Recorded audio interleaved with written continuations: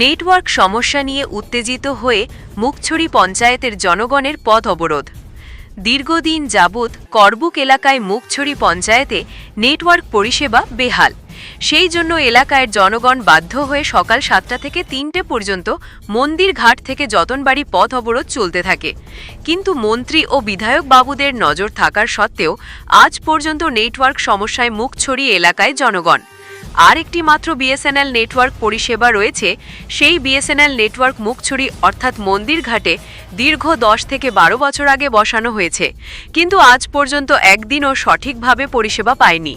এলাকায় বাসীর অভিযোগ, যখন তীর্থমুখে পৌষ সংক্রান্তি ও ভোটদান দেওয়ার সময় শুধু 3 দিন পর্যন্ত নেটওয়ার্ক পরিষেবা চালু করানো হয়, এরপরে বন্ধ সারা বছর।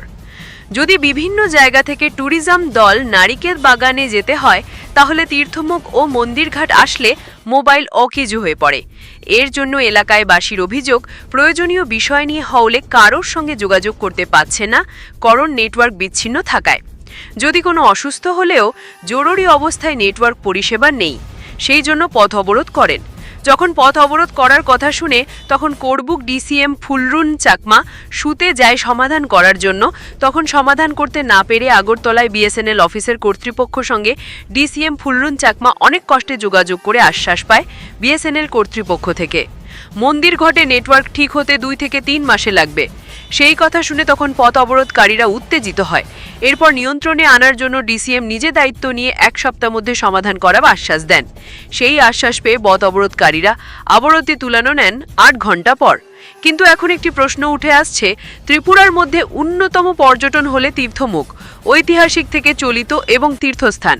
কেন সেই তীর্থস্থানে আজ পর্যন্ত নেই ভালো নেটওয়ার্ক ও যোগাযোগ ব্যবস্থা? কিন্তু যতই বড় বড় কথা বলুক, অন্ধকার রেখে দিয়েছে তীর্থস্থান, তীর্থমুখ ও মন্দিরঘাট জায়গাটি। এখন দেখার বিষয় ডিএম ও বিএসএনএল কর্তৃপক্ষ থেকে কি উদ্যোগ নেওয়া হয়, নাকি সারা জীবনযাপন নেটওয়ার্ক সমস্যা থাকতে হবে তীর্থমুখ ও মন্দিরঘাটের জনগণ। আপনি এজিএম কইতেছেন বিএসএনএল আগরতলা? হ্যাঁ স্যার। আমি ফ্লোরেন্স চাকমা ডিসিএম করবুক কইতাছি। এখানে একটা জায়গা আছে মন্দির ঘাট, এখানে তারা একটু টাওয়ারের ইস্যু আছে আর কি। লাস্ট 7 মান্থ ধরে কোনো কারেন্ট টাওয়ার নাই, নেটওয়ার্ক নাই।